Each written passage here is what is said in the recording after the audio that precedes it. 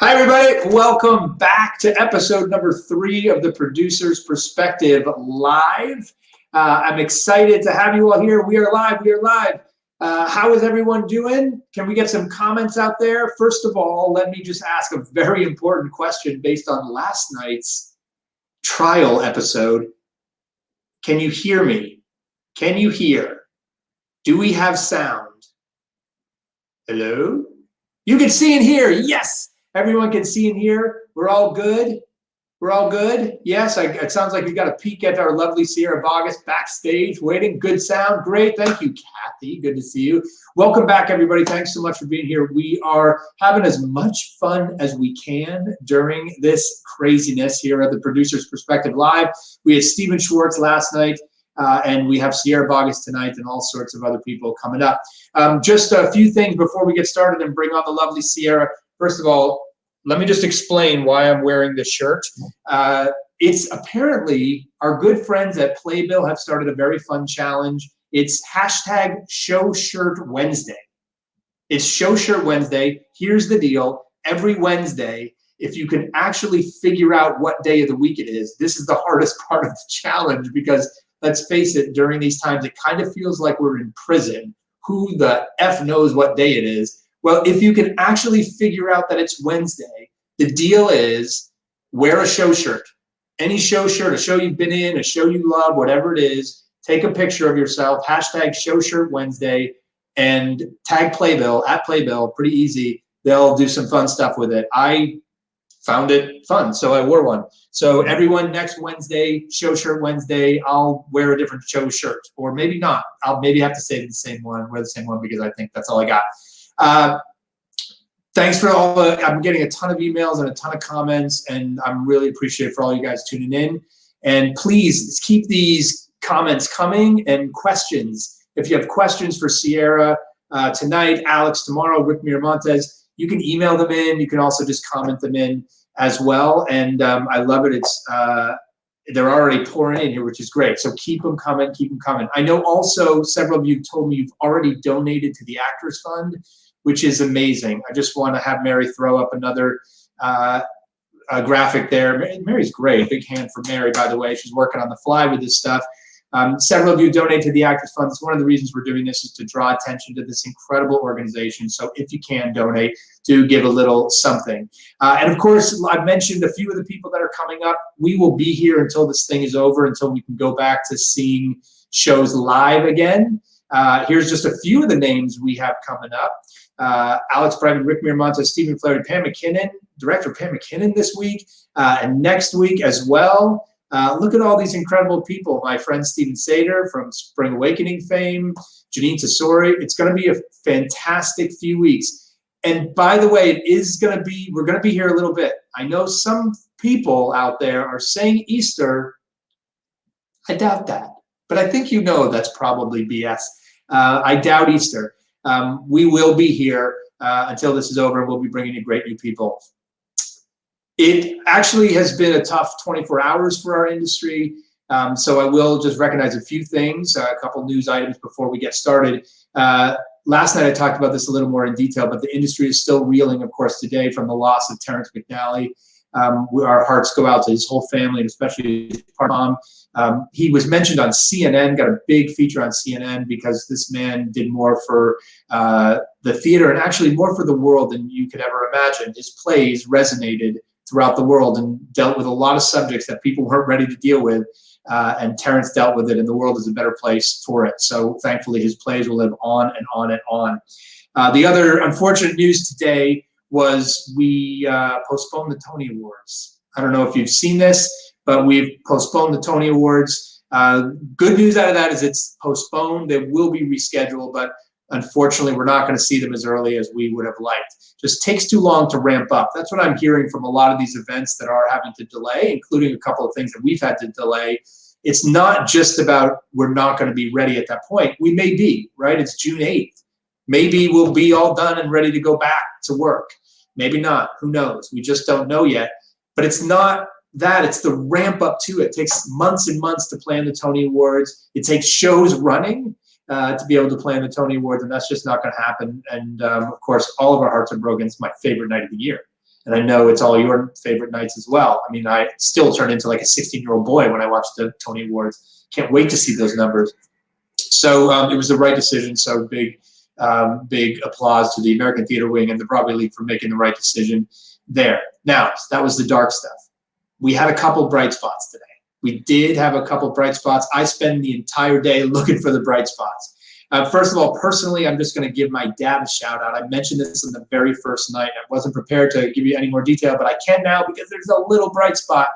Unfortunately, my dad suffered a pretty major stroke on Sunday night and had to be rushed to the hospital. And let me tell you something, taking a 90-year-old man to the hospital in the middle of a virus pandemic is not the most enjoyable thing to do. And it was a little touch and go there for a while, but he's had great care. These health workers out there are busting their butts. And today he moved into a rehab facility and they're starting to get a little confidence that he's going to get a lot of his function back. So a few of you have known this and emailed about it. And so I wanted to say that's a bright spot. Second bright spot. I don't know who you're listening to in terms of the news, but Andrew Cuomo, who I'm following very closely, has said now that social distancing is starting to show some success, starting to show a little bit of success. In fact, what he said was that hospitalization rates are slowing. They're slowing a bit. The stat was that they're doubling every 4 to 7 days instead of every 2 days. That's what it was on Sunday, every 2 days, every 4 to 7. Now, look, it's still really bad out there. I was just reading another article about the hospitals in New York, and it is really bad. Okay, it is not, we are not anywhere near even the peak they're telling us. But this was just one piece of information that the work that you all are doing, that we all are doing is good. The quote actually that Cuomo said, we'll throw it up there for you because I think this is another reason to do this. The theory is given the density that we're dealing with in New York, spreads very quickly, but if you reduce the density, you can reduce the spread very quickly. In other words, and this is why we're doing this here, stay safe, stay healthy, stay home, everybody. That's the goal, to wrap our arms around this. Okay, that's all the stuff. Speaking of bright spots, let's bring on the brightest spot I know on Broadway at any time of year, during any crisis, during the boom times or the bad times. I want you to bring someone that has brought a lot of joy into my life, not only when I see her on stage, but now that I know her and I can call her a friend, whenever I see her smiling face, it just, my whole soul lights up, and she's going to light up yours as well tonight. Please welcome to the Producer's Perspective Live, Sierra Boggess. Hi! I changed my shirt because I didn't know that we're doing Show Shirt Wednesday. So this is the Little Mermaid zip-ups that they sold for, wait for it, for the kids. Like, this was for the kids, and I loved it, so I got one. Thank God. So this is Show Shirt Wednesday. Listen, we had a little prep session, everybody, and she literally was in a different outfit. So, yeah. Yeah, it's live. It's live. I love it. That's adorable. How you've had that thing for a long time. Yes. Look, but it's so cute. It's adorable. It's adorable. So first of all, where are you right now in the midst of all this? I'm in New York. I'm in my apartment with my cats. There is nothing better than being quarantined with your pets. Like, I think anybody who is winning right now, it's the animals, because they're so glad that we're home. And so my girls are just like, oh, you're here again? Like, yes. And like, people with their dogs, like, their dogs are probably just like freaking out. So yes, I'm here and I'm safe and I'm staying in, and it's crazy because I live on one of the avenues, a busy avenue, and it's like, it's peaceful. It's really weird. There's no cars and stuff. So I think Earth is also sort of winning right now because it's getting a break. It's literally getting a chance to breathe. I've read this actually. I mean, and of course, look at you already. We are like 2 minutes into having you on, and you're finding the bright spots and in this whole thing. But I've read this, like the canals are clearing up. There's less pollution over Los Angeles. I mean, the Earth is like, yeah, we'll take this breather. Yeah, because the thing is, you know, we've been hearing this for a long time about global warming, all this stuff that's happening. And if humans aren't taking it seriously, the thing is, the Earth is like, I got to do something here because you know, I think, and we're hard-headed, aren't we? That's like, ah, it's fine, we'll figure it out. And like, we're eventually gonna get to getting rid of plastic, single-use plastics and stuff, which we've started doing, which is great.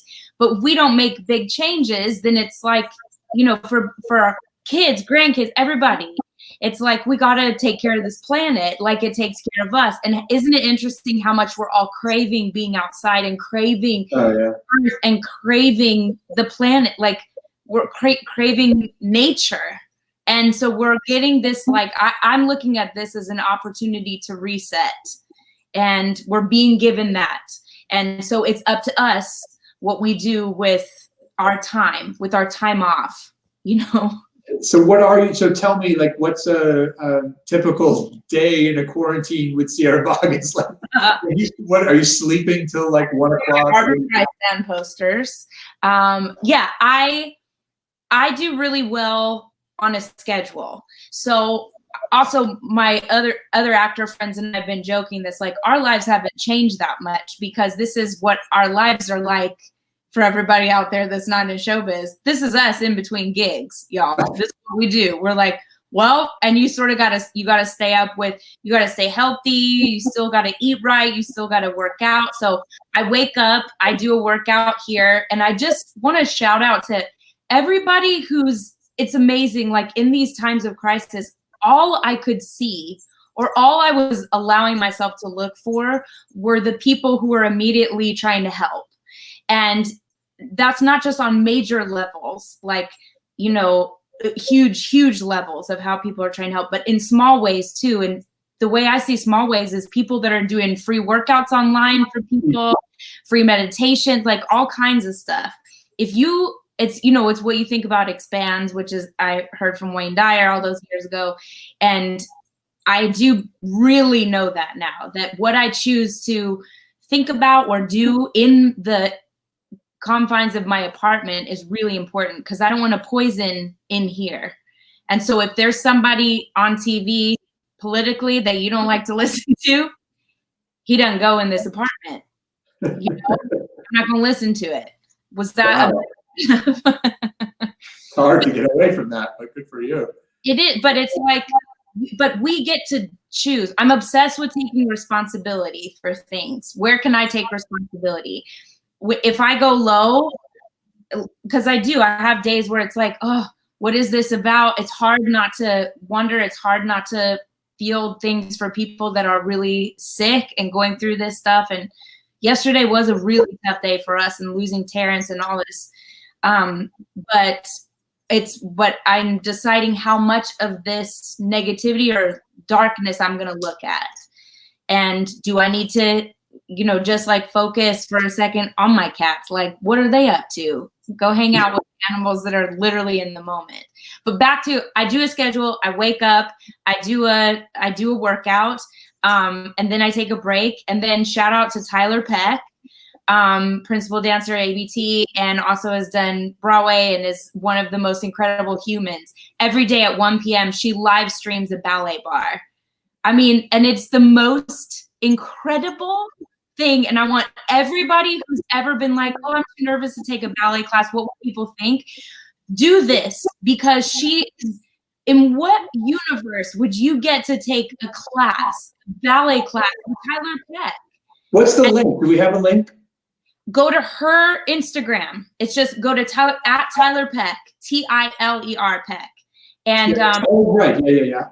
Yeah, every day at 1 p.m., you guys, 1 p.m. Eastern Standard Time, she live streams her, because she's got to stay in shape too. And what's so special, and it just touches me so much, because I'm watching, there's like 2,000 people taking class together today.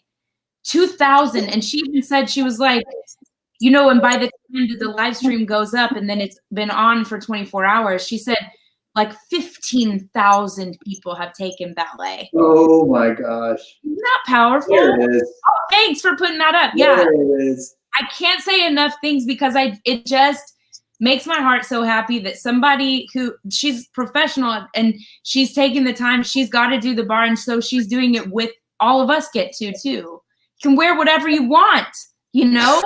Show Wednesday. Yeah.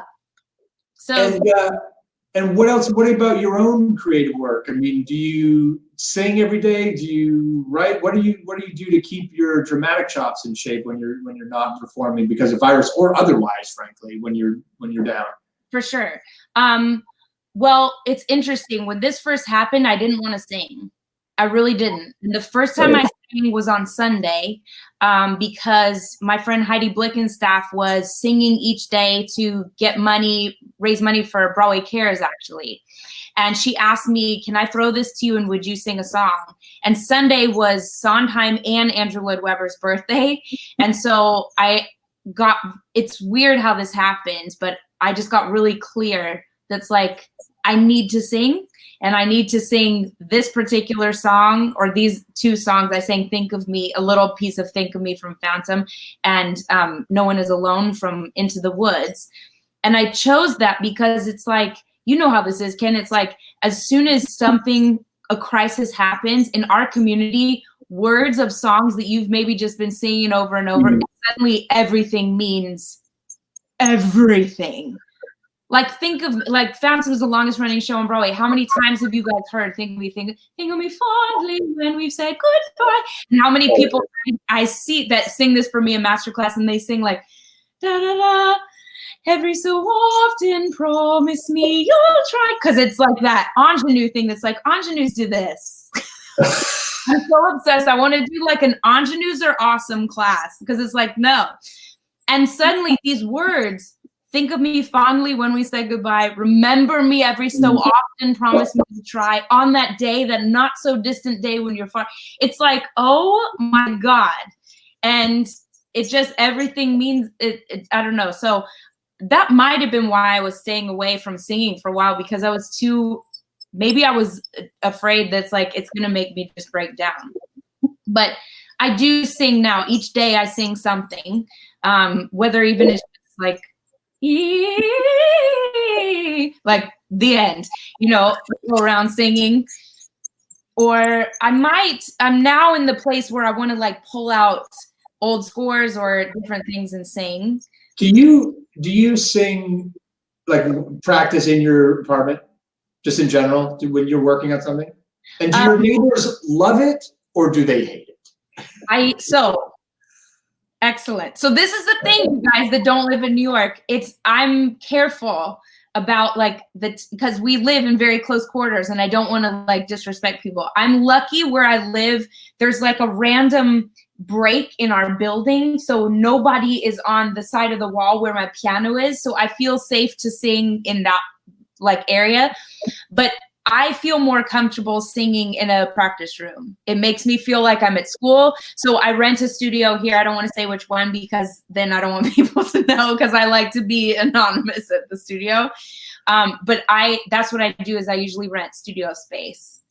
I feel like so many people that are on this chat right now would love to live right next to you just to hear you sing every day. But typical New Yorker would be like, I don't care that you're Andrew Lloyd Webber's Choice Christine. Shut up.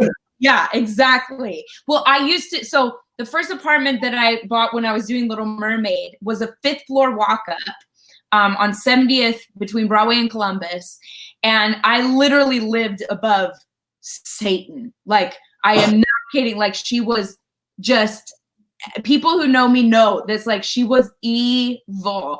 And so I would sing and stuff, and she would come and just bang on my door and stuff. And I'm like, oh my God. Like, she hated any noise. Like, she was like at 4 a.m. she would come, I'm sleeping, dead asleep, and she's knocking on she was just like, it was like a typical like crazy person that you hear about like in New York, and I lived above her. Oh, and she just chimed in. I think she's she's watching, and she says, "Shut up." Yeah, like, what are you doing on this podcast? You're loud. Yeah. So what else? What else are you doing to just keep yourself? Well, I know one of the things you are definitely doing to keep yourself filled with light. You have this. Tell everyone about light lessons. I can't imagine there is a better time. Yes, exactly. Explain what this is. Yeah, each day. Oh, thank you. There's a picture. Yes. So these are light lessons that I created, and Jane Jordan, who works for Fit for Broadway, it's her company. Her sister drew all of these like amazing drawings that you see on these cards, and you can purchase them on my website or on Fit for Broadway website. And they are 20 different words or phrases that really work for me. So like, I just pulled trust and release. Today I pulled support, kindness, listen, you are enough, anything like that. And it's so simple. And honestly, you guys, and it's when I get overwhelmed, which we all do. And these, I like to put words to focus myself before I did a show. So it started as like, when you're doing 8 shows a week over and over, how can I bring something new to this today? Or if I've had a really crazy day, how can I like center myself? And sometimes just pulling a word before I go out. And it's like, okay, if your mind starts wandering on stage, get back to this. But it really is so deeply useful in this time, especially. And each day I go on my Instagram, on my story, and I pull a light lesson for us. And if anybody knew, then I pulled today support. And it's just like, I don't know, it's little things, but it's what you think about expand. So it's something little, and not everything that we do, you guys, especially during this time, has to be some grand gesture. Sometimes it's just changing your own mindset, because everything to me is energy. And so if my mindset is low, or if I'm if I'm adding to the negativity or the fear in the world right now, because there's a lot of fear, isn't there? So much. And I'm trying to stay in a place, and it's not that I'm pretending like it's not fearful or that bombs aren't flying, in a sense, it's just, what do I want to focus my energy on? What do I want to place my attention on? And these words help get me there. So I pull one for, oh look, we have someone who has it today, and they're like less of a support. Yes. Amazing. Yeah, if you're on here, write what light lessons you pulled or anything. I'm always interested. But here's one for us. Look at this. They're all coming in now. I love it. So pull one today for all of us. Okay, I just pulled this one, and I just looked at what it was, and you can't make this stuff up. It's Show Shirt Wednesday. It's Show Shirt Wednesday. Listen. Awesome. I love that, because you do a podcast. Listen. And it's cool that we're having this platform now where we can also look, but really listen. And like, the fact that you've provided such an awesome platform for people to speak and to talk about things that aren't even just that even though we talk about the business, it applies, doesn't it? Like, to everybody. Yeah. And when I pull this word too, it's listen to what's around you. Listen to also what's within you. What do I need to say? And am I contributing to the world by what I'm going to say? And how can I listen better? And what are we supposed to learn? And I would just offer something that keeps coming to me is to listen each day to yourself, of what is resonating with me. Where am I? Tune in. And can I say one more thing, Ken? You can say as many things as you want, Sierra. Say as many things as you want. All right, let me just ask my permission. Can I just have another question, or I just keep going? But listen. Today, I'm from Colorado originally, and today somebody posted the Colorado Symphony, in each symphony member in their own apartment playing their instrument. They all played Beethoven's Ode to Joy. And so that's dun dun dun dun dun dun dun dun dun dun dun dun. Everybody knows this. And I was like, oh, let me just watch. Yeah, I know Ode to Joy. Like, this will be cheesy, I thought. Full disclosure. And I clicked it and I started watching, and I started weeping. Oh. I wept, and I sat with it, and I was literally on my yoga mat. I had just finished yoga, and then I was looking at my stuff, and I was like, I wept because of this. music is the thing that we are pulled to. And how I started this saying, for a few days, I didn't want to sing. I didn't want to go near music, because music first of all, it heals. And it's like, I didn't want to heal yet. I want to be in this and what this is or whatever. But then I don't want to be misaligned. And music, it unifies us. It is the universal language. It's healing. It was so powerful. And also just watching people who have worked their life to be these extraordinary instrumentalists and play with the symphony. Their job is to be one with each other, and to see them separately in their own like places, you know, with their headphones and playing together. It's the most powerful. So just also, you guys look that up. We'll find the link and throw it on my Facebook page and make sure everyone can see it. I love that word, and I'm sure my very lovely, lovely wife, who I hope is listening right now, is like, Ken, you should draw listen every single day. Like she does a very pointed, especially now as she has to deal with me every single day working from home. So she's like cheering in the other room right now. That's right. Let's take a few questions. Someone asked you, besides Barbara, which vocalist, male or female, do you admire? That's Alan coming in from Florida. Who are you a fan of besides Barbara? How dare you say besides Barbara? How dare you? Just Barbara all the time. Just Barbara. Do you know who actually I've been, who in our industry was a voice that was extremely powerful for me and that I still will go to and listen, is Mermaid. Oh yeah, of course. Like, and then just with Terrence McNally passing, it made me re-listen again. It's like you want to just bawl your eyes out. It's just that voice, and with that spirit and all that, I love listening to Mermaid. But showbiz wise, I grew up listening to Marin and to Audra, Sutton, all these like incredible, like oh God, the singing and the just acting of it too. It's not even just the voice. It's like the spirit that comes through. I'm obsessed with people's spirits coming through when they sing. So you grew up listening to these people, and now you are one of these people. So what's it like when you've grown up listening to these people, then you find yourself working with them in the same, like, how is that for you? You're standing next to Audra, Sutton, whatever, like at the same benefit, or like what goes through your mind? It don't make no sense. Really? That's the first thing. Yes. And that's why, like, if I, like at stage door, people that when I get recognized, and I'm like, it's uncomfortable because I still feel like the kid who, first of all, was way too shy to ever. I have pictures of me like stage dooring Sutton Foster, and I was too nervous as that kid to like ask for her autograph. So it's just like someone taking a picture of me like this, like giving my plate.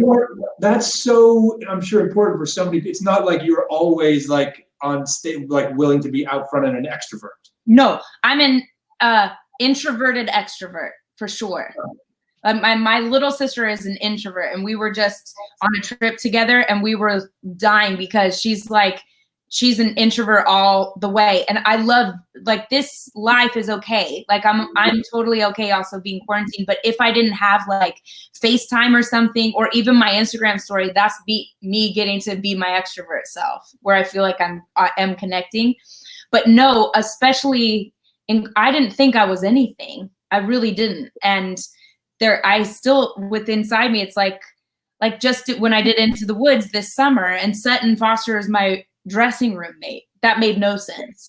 And it was like we were as one, and she's one of the greatest humans I've ever met on this planet. And it's like that was surreal because Has she seen the photo? Did she see the photo? Has she seen it? Yeah, she saw the photo. And it's just like, yeah, because she has that for somebody. Yeah. It's like all of us.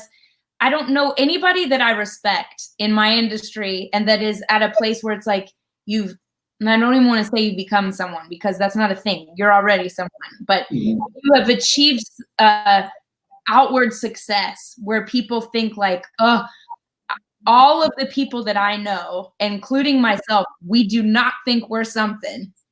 And there's more days than not that I have so much like I have no business doing this. Like, who am I to? Even when I recorded my song the other day, I was like, I don't know if anybody wants to hear me sing this, you know? And it's like, I don't know. And so I'm always in the work. I'm obsessed with being in the work. And I go and I sing and I practice and I take ballet and all this stuff to stay in the work, because that's all I know. And so for anybody who's thinking that's like, once you get to Broadway, you've arrived and then all your problems go away or whatever, it's just not so, because you're still, there's more to do, and you haven't arrived and then you stop. Yes, you do arrive somewhere, but then you keep going and you keep working. And my amazing therapist said to always be ruthlessly on to yourself. So anytime you start believing your own hype, you get into trouble. Listen, I've never wanted to promote a therapist before, and I won't, because we don't want it, but that's a great quote. Also, his name is Thomas Jones. Oh, and I love him, and he has been a godsend and a lifesaver for so many times. And I started working with him during Mermaid, and there's a lot of different people that go to him, and he is like, yeah, I'm very public about, and I think more people should be public about therapy, because it's like, it works for me to talk to somebody who's objective, you know? So someone asked, Isabel asked, your daughter, where is it? You are my daughter's role model. What advice do you have for a youth doing online classes? So now is a time where a lot of people are trying to keep up that have not arrived yet, and they still need to study. Yes. What are some other tips on how they can do that? Do you have any? Absolutely. Give it. So first of all, I just did my first Zoom class, because I teach for actor therapy that Ryan Scott Oliver and Lindsay Mendez started. It's their company. So anybody who, I don't know if you have to be in New York, but just check out that actor therapy. So I've been teaching for them. And so we did our first online class. And it was cool, because we're all trying to work out this system. What my advice to you who's doing something like that, taking an online class, is just sing as you would, as if you're in the room. Don't look at the camera, pretend like that's the people behind the table, which we always tell you, don't look at the people behind the table. You're behind the table, Ken, you know, you don't want us looking in your eyes, right? No, it makes me feel very, very uncomfortable. It's very awkward. It's like, hire me. I'm like this. Yeah. I actually start thinking about something else.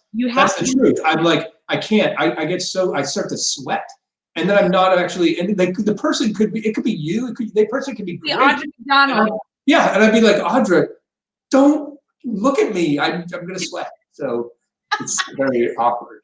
Yeah. So use that, for the kids that are gonna do this. Use that also as a try and use your room now as as an environment, as if you were in front of people live and stuff.